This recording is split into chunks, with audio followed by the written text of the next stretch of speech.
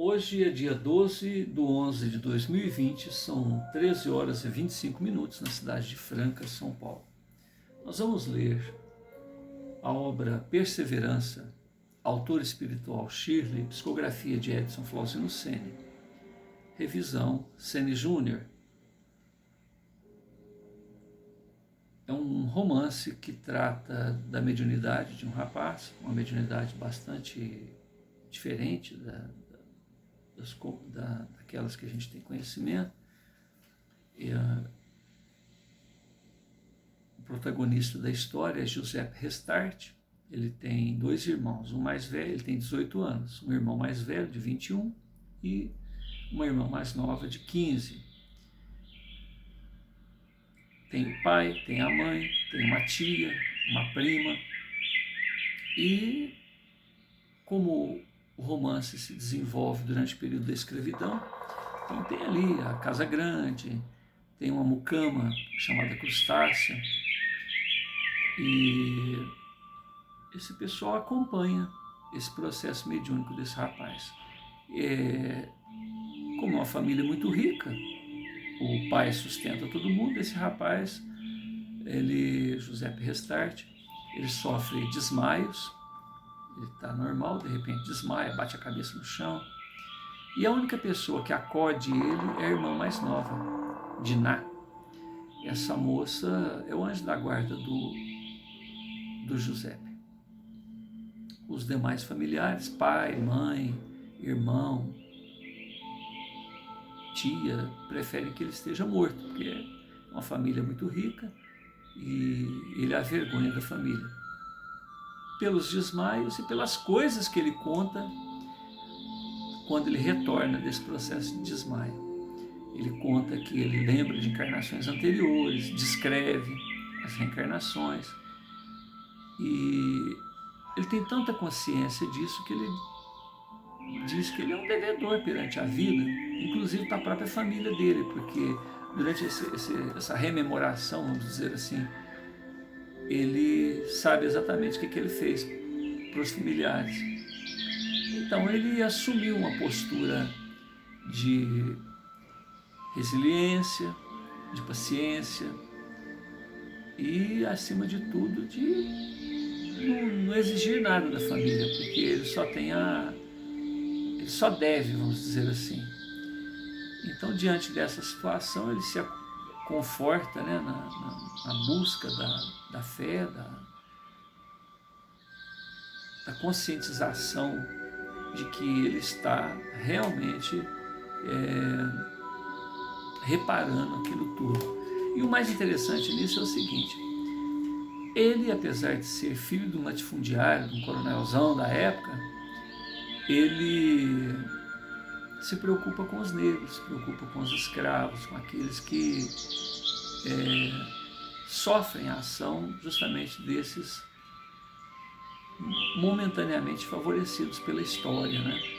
Os privilegiados da história ali. E nesse processo todo é que se desenvolve o romance.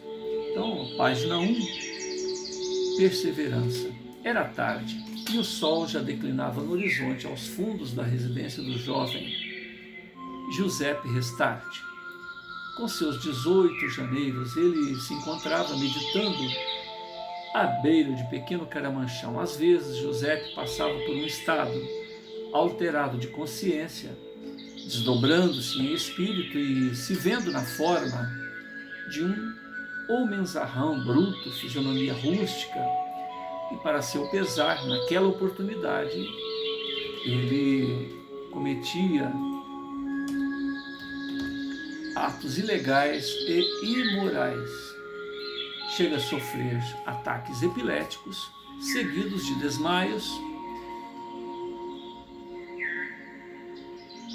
Então ele se recolhe a confiança em Deus, que sempre o avigora em promessas de melhoras. Só para esclarecer, eu vou fazer algumas correções durante o processo de leitura. Então ele sofre ataques epiléticos, que seriam os desmaios, né? desmaios, com espasmos.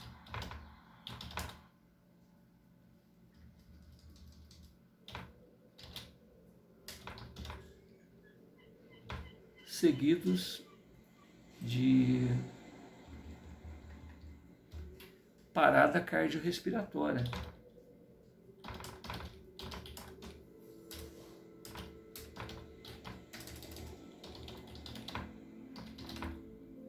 Ou seja, catalepsia.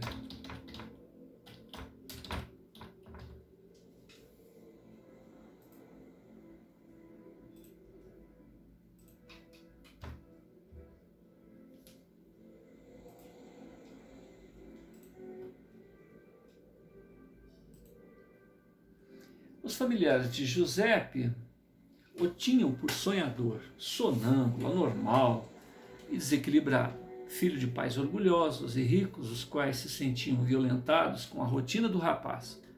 Eles tinham vergonha do Giuseppe. Grandes posses materiais garantiam a estabilidade financeira de sua família, bem como dava ao Giuseppe a oportunidade de penetrar no infinito de si próprio e de apreciar aquilo que a sua mente abarcava sem prejuízos à própria sobrevivência. O pôr do sol sempre o convidava à psiconáutica. Não obstante o seu temperamento estabilizado em atitudes acauteladas e serenas, entre os familiares era ridicularizado e chamado de folgado. Giuseppe, apesar de ajuizado, sereno e paciente, não encontrava as palavras para explicar aos seus comensais em relação ao tempo empregado nestas introspecções e os benefícios que delas obtinha, se limitando na afirmação de que precisava rever o que fez de errado em outros tempos e que também deveria encontrar os meios de se redimir. O sol se punha devagarzinho, abençoando com seus últimos raios luminosos as serras e os montes, apresentando as belezas celestiais aos que têm olhos de ver. Quando então surge no zimbório o argênteo brilho lunar. Giuseppe, restarte, assiste deslumbrado ao movimento celestial, embalado pela sinfonia das aves, anuros, cigarras e grilos que homenageiam em louvores incontidos a sublimidade do Criador. Até que meiga jovem em suas 15 primaveras lhe toca gentilmente os ombros. É a sua querida irmã Diná, que compreende e aceita a perspectiva de vida do Giuseppe. Docemente ela lhe dirige a palavra. O céu está lindo, mano, e parece que você, percebendo a ocasião, iniciou mais cedo a sua peregrinação pelas estrelas. Comovido, Giuseppe desvia seus olhos lacrimosos da abóbada celeste e, fitando a interlocutora, ele comenta: Mana, note a beleza do firmamento. As estrelas viajam, quais anjos de luz, a rasgarem o céu, anunciando o amor entre os homens, distribuindo o sentimento de fraternidade entre os povos, sem limites geográficos, títulos, posses materiais, raças, castas e cores. Eles, os anjos, buscam renovar conceitos de vida, quais os de se ver criminosos e perversos como doentes da alma. Entusiasmado com a sua tese, Giuseppe, com uma das mãos, retribui o leve toque no ombro da irmã e com a outra aponta para certo sítio na cúpula celeste, dizendo: observe, mana, preste atenção e conseguirá ver. Folha 2. envolta na grandeza de alma de Giuseppe, ela olha, mas não abarca, não alcança tal deslumbre. No entanto, ele insiste: ali está, Diná, pudesse eu te emprestar-lhe meus olhos, mas estou certo que um dia você também verá. Diná compreende a emoção do irmão e percebe que ele poderá até desfalecer. Então ela tenta harmonizar as emoções dele, arriscando interpretar-lhe os gestos e sinais. Mais que um irmão, Giuseppe é um bom amigo que, ao pôr do sol, costumeiramente se despede do chão da terra e viaja rumo às estrelas, o que causa em Diná antecipadas lágrimas de saudade. As palavras de Giuseppe são poemas da alma, ocasionando a expectativa de reencontro breve, revelador, misterioso. Ela chora ao vê-lo prestes a partir para um tempo e distância conhecidos somente dele mesmo e de quem sabe de algum poeta, em comunhão com a sua musa inspiradora. Ansiosa, ela sempre aguarda esses reencontros, onde a releitura da vida e o entusiasmo muito a beneficia. Giuseppe sempre soube retribuir toda a ira a ele endereçada. Com muito amor, ele sorri da adversidade. Tem com ele a paz e a distribui fartamente. Ele sempre ajuda quem o permite. Quando ofendido, ele releva as mágoas e perdoa com ligeireza. É como se Giuseppe tivesse o céu dentro de si e o oferecesse no que há de melhor, ou seja, a sua vivência do bem. Giuseppe era todo coração, o transparente e autêntico amor a caminho do outro, sem ambições, orgulho, fazendo a outrem o que deseja para si próprio, vivendo o bem e a simplicidade. Ele falava do amigo e mestre Jesus com intimidade e, em todas as oportunidades, louvava-lhe o nome e a memória, dizendo que a vida do Cristo é a maior história de amor que o mundo conheceu. Entretidos, Giuseppe e Diná não percebem a aproximação do irmão mais velho, Sarvin, que se intromete no assunto em tom de zombaria. Então, sonhador, como lhe parece o céu hoje? Você viu outra figura celestial? Quem sabe não será a chegada do Salvador, retornando do céu para arrebatar os crentes. O primogênito da casa não perdia ocasião para provocar Giuseppe. Perseguia-o sempre, a tal ponto de induzir-lhe vertigens somente com a sua aproximação. Sarvin, sabedor disto, implica-lhe o quanto pode até que Giuseppe desfaleça e, ato contínuo, Sarvin comunica o ocorrido aos genitores em tom de enfado. Diná inutilmente interfere nos acontecimentos, enquanto Giuseppe permanece ao solo, em contrações musculares involuntárias. Impiedosamente, o irmão mais velho ainda comenta: lugar de doido é no asilo.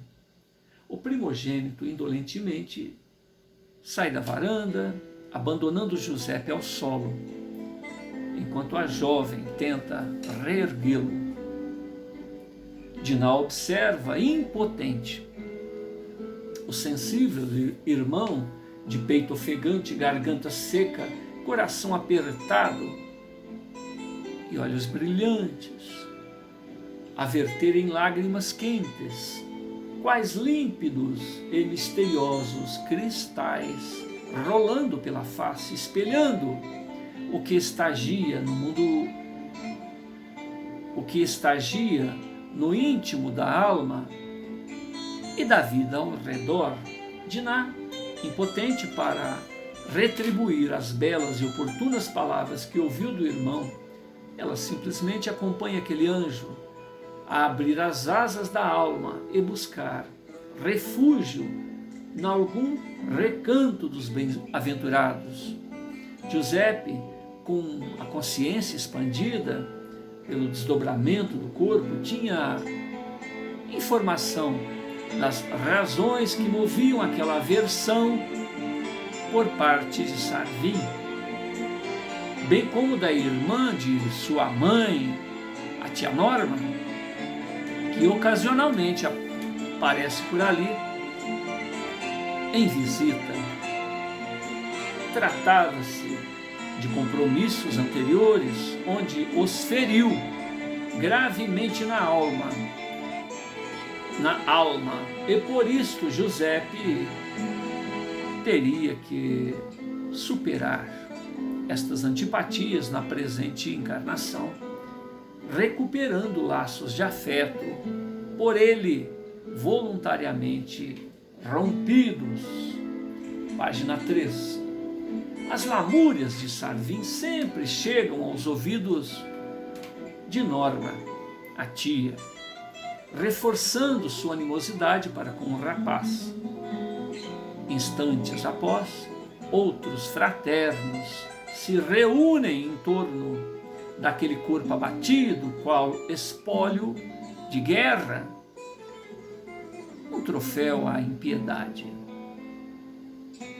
Quadro piedoso é observado pelos presentes, vez que convulsões, gemidos e um princípio de estado cataléptico manifestam-se no corpo do rapaz, espasmos contínuos e um processo de paralisação fisiológica, até prostrar-se inerte. Se o médico fizesse um check-up em moldes populares, atestaria a morte daquele indivíduo por falência cardíaca e respiratória. Grave lição da vida poderia ser auferida aos observadores deste quadro pelas tantas vezes em que Giuseppe foi humilhado em decorrência de seu estado de saúde e cuja calma e autocontrole se mantinham diante do cinismo e da impiedade dos seus algozes, os próprios familiares, os próprios domésticos. Giuseppe nunca se incomodou com as gratuitas zombarias a ele dirigidas por familiares em relação ao seu estado de saúde. Ele as retribui com perdão, autocontrole, serenidade e sublimação. Às vezes,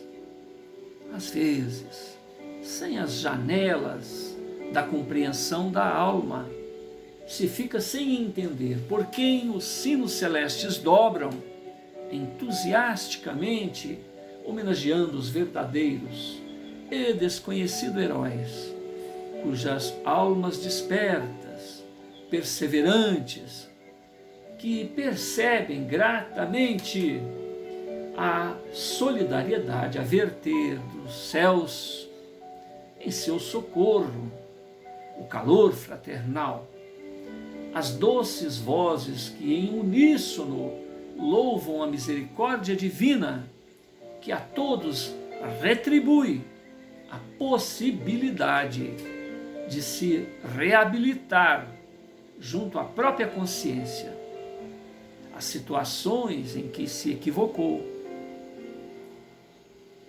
e os corações a quem feriu.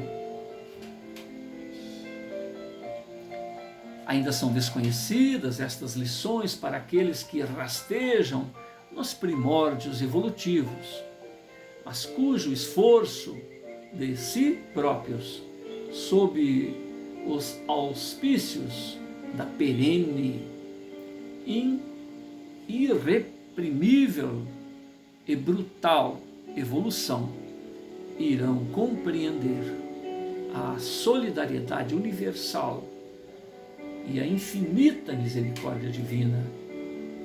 São os aflitos e desorientados de todos os tempos que, tendo clamado por piedade, ao se lembrarem do passado execrável, onde desmereceram a mão alheia, e mesmo assim são socorridos pela solidariedade fraternal que carreia toda a criação divina. São os irmãos de vanguarda e prepostos do amor cósmico a atenderem aos incipientes da estrada da perfeição. Página 4. É a lei da vida a exigir reparação e retribuição, carreando esforços para que cada qual possa se exercitar no amor incondicional, restituindo a outrem as bênçãos e benesses que lhes foram auferidas.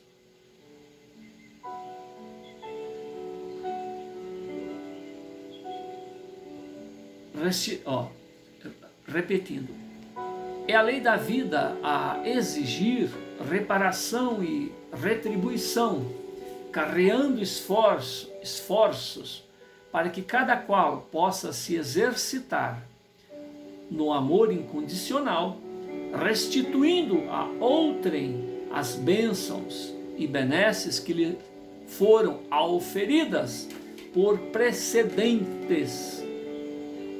predecessores que deixaram diretrizes de luz enquanto caminham. São as sombras do passado que se tem a enfrentar. A semelhança da fênix, estas sombras ressurgem e incidem e insistem em se materializar ante os olhos extasiados da alma penitente junto à roda do karma. De um lado está o olhar de rendição e esperança do coração contrito e arrependido, de outro a presença severa e devoradora dos desafetos e as vítimas destes crimes e enganos dos arrependidos. É a evolução anímica ofertando a reparação e o perdão. O algoz é beneficiado pela graça divina e muitas das vezes pelo perdão dos ofendidos, o que o inspira a também se permitir a outrem que a vida siga adiante em paz e segurança. Compreende que os conflitos e remorsos inúteis apenas paralisam esforços. Ninguém se esquece da experiência e do fato ocorrido, uma vez que a memória deve trabalhar na construção do ser e não na escravidão pela culpa a um passado de equívocos, assim permitindo que uma época nova e bem-aventurada se instale e floresça no coração das almas evolvidas. Arrepender-se e trabalhar na reparação é o lema de todos os despertos para a estrada da perfeição. Saber onde errou nesta caminhada para não se cristalizar em enganos e seguir adiante em trabalhos abençoados pelo amor. As almas têm mistérios que estamos longe de desvendar. Estagiamos em milênios por sítios evolucionários, dormindo no mineral, sonhando no vegetal e se agitando no animal, até o despertar consciente em a humanidade. Rememorar o que fomos é a retrospectiva do progresso alcançado. Não há um monstro desconhecido a ser trancafiado pela vergonha no porão da memória. Monstro alimentado pela culpa. Monstro do qual desesperadamente se aventura a escapar. É o passado que nos permitiu exercitar as faculdades da alma. É o passado que nos proporcionou riscos e também nos proporcionou o seguir adiante dentre as adversidades, aportando ao momento presente com valores novos e a consciência desperta. Não há o porquê se envergonhar, se omitir ou fugir da lembrança das épocas de ignorância. Afinal, tudo foi útil na construção do nosso caráter e lucidez. Página 5. Há um esforço caudaloso por parte de todos os caravaneiros da cidadania cósmica em retribuir gratamente ao milagre da vida, ofertando às novas gerações esta nossa vivência, atestando as experiências que lograram a nossa compreensão do amar sem exigências, sem aguardar retribuição ou pressa. Afinal, a imortalidade é a dádiva de todos, atrelada à lei do progresso. Esta ciência anímica é um tribunal às avessas dos moldes estabelecidos pela justiça do chão da terra, que liberta o vivente quando se arrepende e se esforça por reparar danos, reatando os laços afetivos rompidos por decisão própria em momentos de infância espiritual. O mal deve ser extirpado, certamente. Não puni-lo causa revolta e ainda o mantém. A justiça divina não se recolhe à incapacidade, uma vez que o aprendizado espiritual na escola do Evangelho e a ação da lei do karma, através dos tempos, se encarregam desta mudança de pensamento e de posturas perante a lei, perante a vida. Leis naturais e eternas e universais estão a reger os destinos dos filhos e seres do Criador.